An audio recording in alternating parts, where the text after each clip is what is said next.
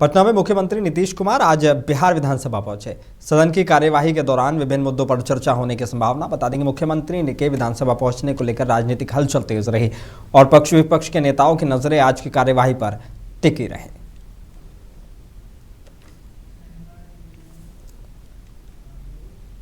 और बिहार विधानमंडल का बजट सत्र चल रहा है। सदन के अंदर और बाहर लगभग हर दिन विपक्ष का प्रदर्शन देखने को मिल रहा है। खासतौर से महिला सुरक्षा और राज्य में कानून व्यवस्था को लेकर विपक्ष सरकार के खिलाफ मुखर है। आज भी सदन के बाहर विपक्षी सदस्य लॉ एंड ऑर्डर के मुद्दे पर प्रदर्शन करते नजर आए। बता देंगे आज एक बार फिर सुबह 11 बजे से विधानसभा की कार्यवाही शुरू हुई है। सदन में एक बार फिर विभिन्न मुद्दों पर हंगामा देखने को मिल सकता है। बता दें कि बिहार विधानसभा के बजट सेशन में किसानों को मिलने वाली आर्थिक सहायता, पीएम किसान सम्मान निधि को लेकर विपक्षी दलों ने सरकार पर तीखा हमला बोला।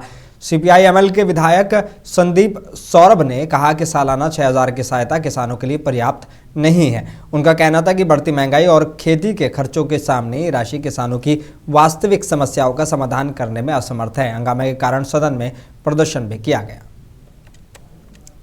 कि भारत की सरकार ने अमेरिका के साथ ट्रेड डील किया, वो समूचे देश के किसानों को बर्बाद कर देने वाला ट्रेड डील। मतलब आप समझिए कि हिंदुस्तान के किसानों का जो उपज है उस बाजार के लिए अमेरिका का दरवाजा खोल दिया है मोदी सरकार ने इस ट्रेड डील के माध्यम से। तो अमेरिका के किसानों का जो पैदावार है, जिसके ऊपर लगभग 1 करोड़ के आसपास सरकार सब्सिडी देती है, उसको उसी बाजार में लाके खड़ा कर दिया गया है, जहां भारत के गरीब किसान मात्र 6000 सब्सिडी पर सर्वाइव कर रहे हैं। तो ये सीधे सीधे देश के किसानों को तबाह कर देने वाला ट्रेड डील सरकार ने किया है। और सबसे शर्मनाक बात यह है कि इसकी घोषणा जो हुई है वो भारत की तरफ से ना होकर के इसकी घोषणा व्हाइट हाउस ने किया है। यानी अमेरिका तय कर रहा है कि भारत किससे तेल खरीदेगा, रूस से खरीदेगा कि नहीं खरीदेगा। अमेरिका तय कर रहा है कि भारत के अंदर व्यापार करेंगे तो कितना टैक्स देंगे। तो ये देश की संप्रभुता को पूरी तरीके से खत्म करने की साजिश के खिलाफ आज हम लोग यहाँ और बिहार विधानमंडल के बजट सत्र के 9वें दिन विपक्षी सदस्यों ने सदन के अंदर और बाहर जमकर हंगामा किया। विपक्ष महिला सुरक्षा और कानून व्यवस्था के मुद्दे को लेकर लगातार सरकार को घेरने में जुटा रहा। आज की कार्यवाही शुरू होने से पहले आरजेडी सदस्यों ने और नेता विपक्ष राबड़ी देवी के नेतृत्व में जोरदार हंगामा किया गया। इस दौरान राबड़ी देवी ने बिहार के उप मुख्यमंत्री सम्राट चौधरी को उनके पुराने बयान की याद दिलाई और कहा कि राबड़ी देवी ने कहा कि अन्य नेताओं के साथ बिहार विधानसभा के बाहर विरोध प्रदर्शन भी किया। बोली, लड़कियों की हत्याएं हो रही हैं, बलात्कार हो रहे हैं, लेकिन ये सरकार इन अपराधों को रोकने के लिए कुछ नहीं कर पा रही है। कार्रवाई करना चाहिए, धरपकड़ करना चाहिए। सम्राट चौधरी कहते हैं कि हम 24 घंटा में पकड़ के और उसको सजा दिलवाएंगे, आना तो इस्तीफा देंगे, नहीं पकड़ाएगा तो कहाँ इस्तीफा दे रहे हैं। रोज दिन हो रहा है, आज दिन हो रहा है, सभी जिला में हो रहा है। लड़की का बलात्कार हो रहा है, अपहरण हो रहा है, मर्डर हो रहा है। क्राइम कहाँ रोकता है? क्राइम रोकने वाला इस सरकार में नहीं है। सम्राट को इस्तीफा देना चाहिए। इस्तीफा देना चाहिए। खुद अपने बोले हैं, हम लोग नहीं बोल रहे हैं, विरोधी नहीं बोल रहा है, वो अपने खुद बोलते हैं कि 24 घंटा में नहीं पकड़ाएगा तो हम इस्तीफा करेंगे। तो कहाँ कर रहे हैं? रोज दिन हो रहा है। दरभंगा में 2 हो गया। और बिहार विधान परिषद की कार्यवाही में अब्दुल बारी सिद्दीकी ने राज्य में अपराध की बढ़ती दर पर चिंता जताई है। उन्होंने कहा कि 2004 से अब तक अपराध के आंकड़ों में लगातार इजाफा हुआ है और राज्य सरकार कानून व्यवस्था को संभालने में नाकाम रही है। सिद्दीकी ने सरकार से स्पष्ट जवाब मांगा और सदन में कानून व्यवस्था की स्थिति पर गंभीर चर्चा की मांग की। अपराध की जितनी बड़ी तादाद बढ़ी है, अब दिन ब दिन जो है अपराध में कोई नहीं लग रहा है। आए दिन हत्या, लूट, डकैती, चोरी मामले बढ़ रहे हैं।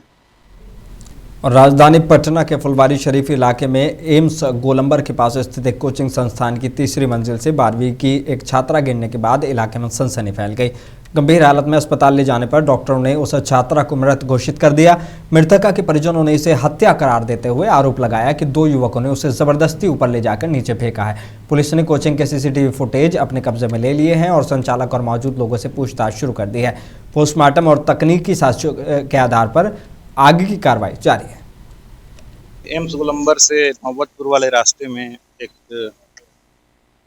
नवनिर्मित अपार्टमेंट है, जिसमें फर्स्ट फ्लोर पे एक रूम में कोचिंग चल रहा है। सुबह 7:45 बजे के आसपास एक बच्ची जो इंटर की छात्रा है वो आती है कोचिंग करने, और बच्चियां भी आई हुई हैं, और लगभग 10-15 मिनट बाद वीडियो फुटेज में देखा जा रहा है उसका छत से गिरते हुए वीडियो है। घटनास्थल को सुरक्षित किया गया है, एफएसएल टीम को बुलाया गया है, और पुलिस को जैसे ही जानकारी प्राप्त हुई डेड बॉडी को कब्जे में लेकर इसको एम्स पोस्टमार्टम के लिए भेजा गया है। एफएसएल के द्वारा जांच कराया जाएगा। गार्जियन जो या अभिभावक जो हैं आवेदन देंगे, उस पर अनुसंधान। राष्ट्रीय लोक मोर्चा के विधायक माधव आनंद ने पटना के निजी गर्ल्स हॉस्टल में नीट की तैयारी कर रही छात्रा की संदिग्ध मौत मामले पर चिंता जताई है। उन्होंने कहा कि यह घटना बहुत ही गंभीर है और दोषियों के खिलाफ सख्त कार्रवाई की जाएगी। किसी भी राज्य में कोई भी घटना घटित होती है तो बहुत दर्द होता है।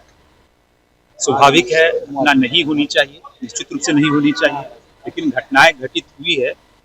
सरकार भी जो है संवेदनशील है, और सरकार जो है लगातार जो है लॉ एंड ऑर्डर को दुरुस्त करने के लिए लगातार शासन प्रशासन के साथ समन्वय स्थापित करके जो उपद्रवी तत्व के लोग हैं उस पे कैसे जो है लगाम लगाया जाए, कैसे अंकुश लगाया जाए, कैसे ऐसे लोगों पर शासन प्रशासन का भय पैदा हो, लगातार काम कर रही है। घटनाएं हुई है, दुर्भाग्य का विषय है, मैं नहीं कर रहा हूँ, घटनाएं हुई है, प्रत्यक्षम किम प्रमाणम जो दिख रहा है, लेकिन इस एक भी घटना घटित नहीं हो इसके लिए सरकार संकल्पित है।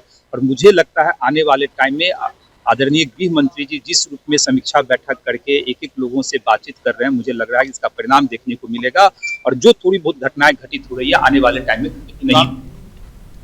पटना के निजी गर्ल्स हॉस्टल में रहकर नीट एग्जाम की तैयारी कर रही एक छात्रा की संदिग्ध मौत मामले में सीबीआई की एंट्री हो गई है। सीबीआई ने रेप हत्या की रिपोर्ट दर्ज कर मामले की छानबीन शुरू कर दी है। बता दें कि बिहार सरकार की ओर से इस मामले में 31 जनवरी को ही सीबीआई जांच की सिफारिश की गई थी। 12 दिन बाद केंद्रीय जांच एजेंसी ने केस अपने हाथों में ले लिया है। जेडीयू के मंत्री विजय कुमार चौधरी ने कहा कि सरकार किसी भी दोषी को नहीं बख्शना चाहती। पीड़ित परिवार के असंतोष को देखते हुए मामला सीबीआई को सौंप दिया गया है। मंत्री ने यह भी कहा कि सरकार केंद्रीय जांच एजेंसी को पूरा सहयोग और समर्थन प्रदान करेगी ताकि मामले की निष्पक्ष जांच हो सके।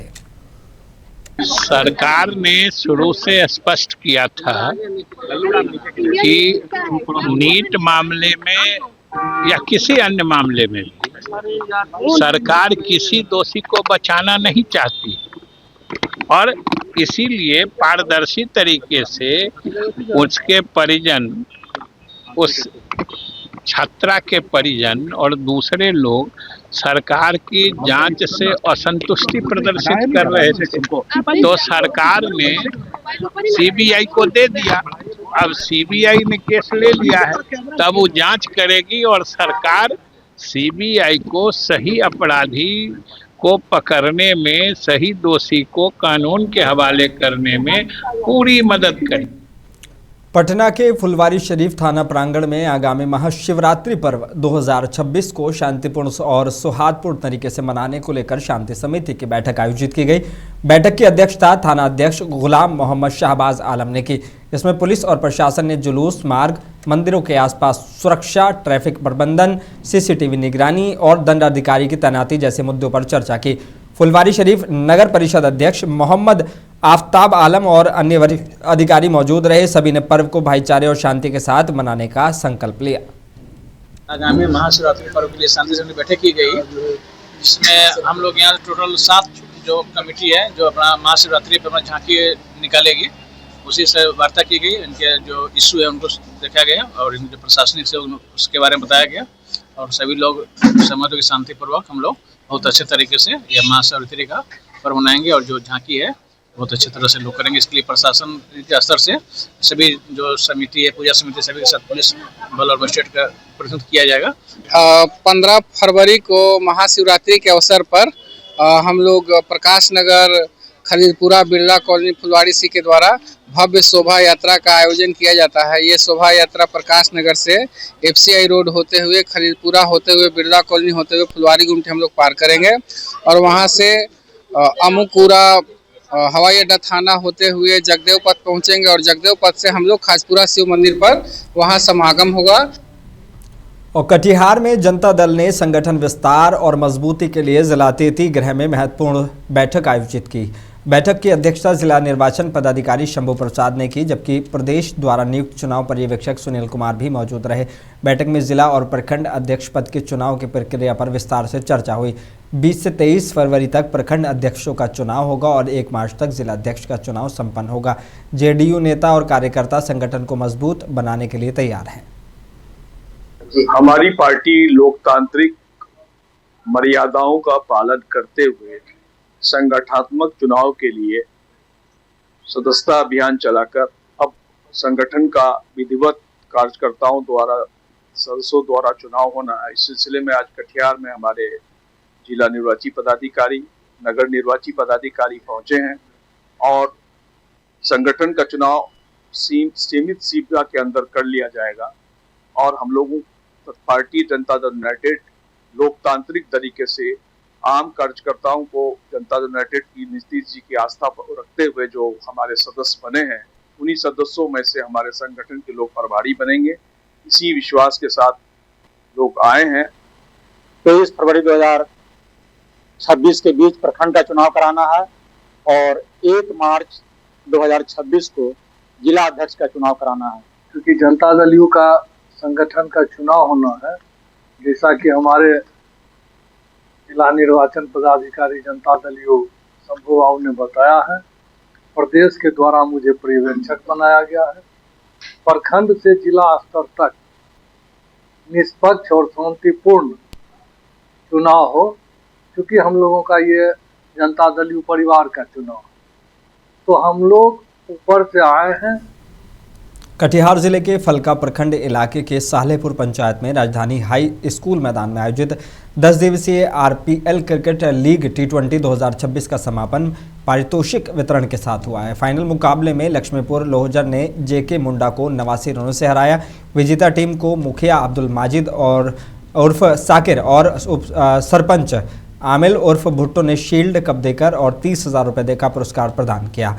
Man of the match robin, man of the series Saurabh और बेस्ट बॉलर चंदन रहे। आयोजकों ने खेल भावना और अनुशासन की अहमियत पर जोर दिया। अच्छा परफॉर्मेंस दिखाया, उसमें जो अच्छे खिलाड़ी थे, अच्छे बॉलर थे और लंबा टारगेट दिया, जिस कारण वो आज विजय पाए। कितने दिवसीय मैच था? ये 10 दिन का मैच था, 10 दिवसीय मैच था और अच्छा मुजाहरा दिखाया लोगों ने। और यहाँ के राजधानी के जितने भी खिलाड़ी है, जितने भी यहाँ की टीम है, यहाँ के जितने युवा है, उन लोगों ने अपना जो है कीमती वक्त दे के यहाँ के मैच को संपन्न कराया है। तो कैसा रहा पूरा? बहुत अच्छा रहा, बहुत अच्छा रहा है, बहुत अच्छा आयोजन रहा और हमको उम्मीद है कि आने वाला इससे बेहतर होगा, है ना। यहाँ के जो यहाँ की युवाओं ने अपना जो है कीमती टाइम दे के जो है ना अपना इस मैच को जो है ना संपन्न कराया और इसमें संपन्न नहीं कराया, अपना जो है वो यहाँ के लोगों को ये दिखाया कि जो है ना खेल जो है बहुत अच्छा चीज है, शारीरिक के लिए भी मानसिक के लिए भी। एक जो है जागरूक किया लोगों को।